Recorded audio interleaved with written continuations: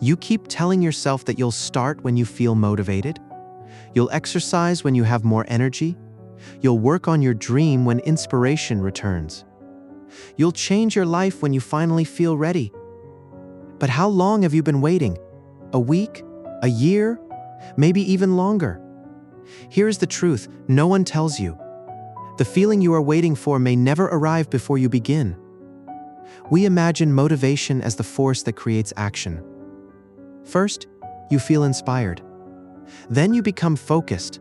Finally, you do the work. But real life often moves in the opposite direction.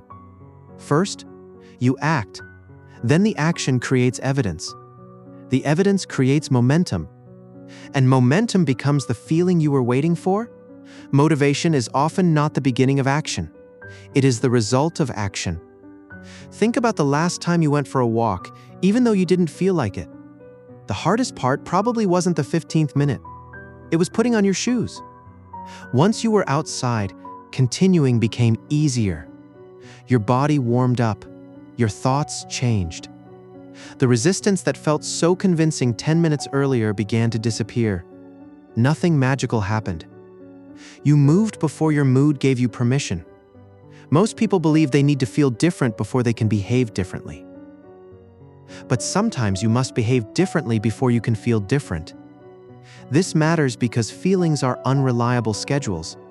You cannot control when inspiration appears. You cannot command confidence to arrive at 9 in the morning. You cannot guarantee that fear will disappear before an important decision. But you can choose one small physical action. Open the document. Write one sentence. Put on the shoes. Make the call. Read one page. Action gives your mind something emotion alone cannot provide: proof. Every time you act while unmotivated, you collect evidence that your feelings do not control your behavior. You begin to trust yourself. Not because you always feel powerful, but because you have seen yourself move while feeling weak. Imagine two people who both want to write. The first waits for the perfect idea, the perfect mood, and a quiet day with no distractions. The second promises to sit down for 10 minutes each morning, even if every sentence is terrible. After a month, the first person may still be preparing. The second has pages. Those pages may be imperfect, but imperfection can be edited. An empty page cannot. This is where many dreams quietly die. Not in dramatic failure. They die in preparation. You research the best routine. You watch videos about discipline. You buy new equipment. You redesign the plan. All of this feels productive because it keeps you close to the goal without exposing you to the possibility that you might struggle. Preparation can become procrastination wearing respectable clothes. Sometimes you're not waiting for motivation. You are waiting for a guarantee. A guarantee that the work will be good. A guarantee that people will approve. A guarantee that your effort will lead somewhere. But action cannot offer that guarantee. It can only offer the next step. There is a familiar story about a traveler standing before a long, dark road. He demands to see the entire path before taking his first step. But the light he carries only reveals a few feet ahead. He can remain where he is, waiting for the whole road to appear. Or he can walk to the edge of the light and allow the next part to become visible.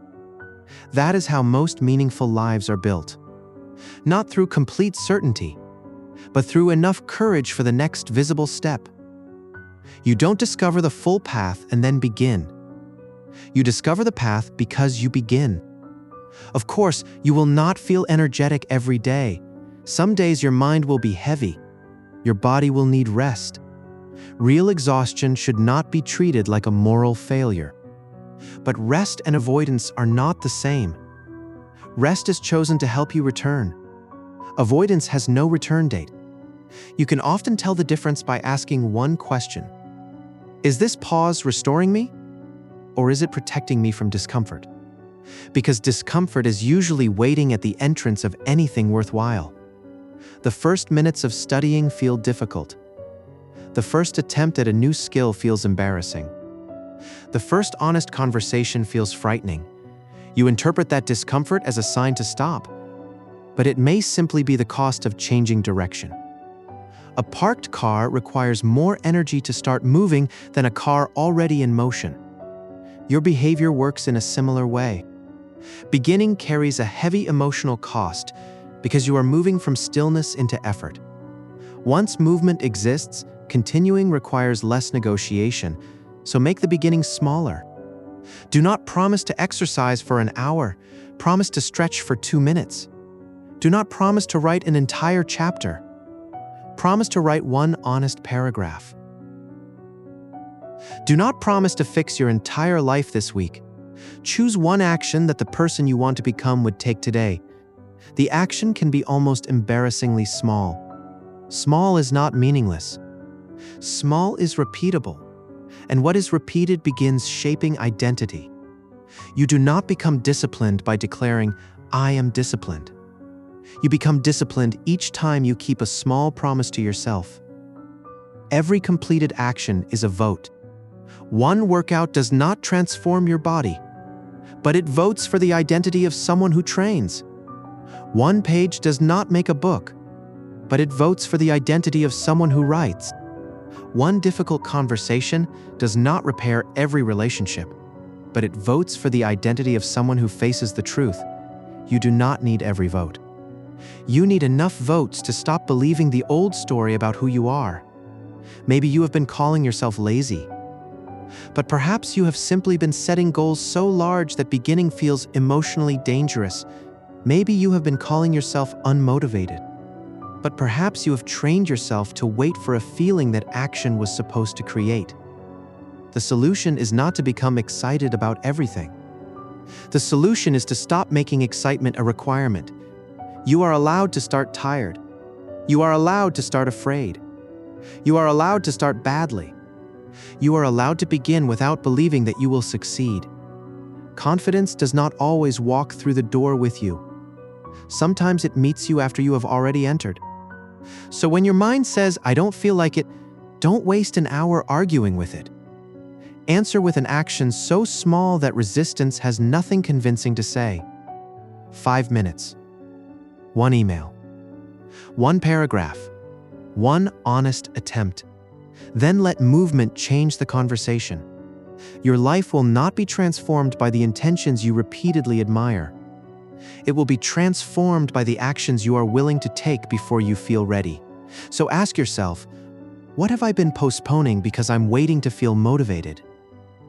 And what is the smallest action I can take immediately after this video ends? Write that one action in the comments. Not the complete plan. Not the person you hope to become.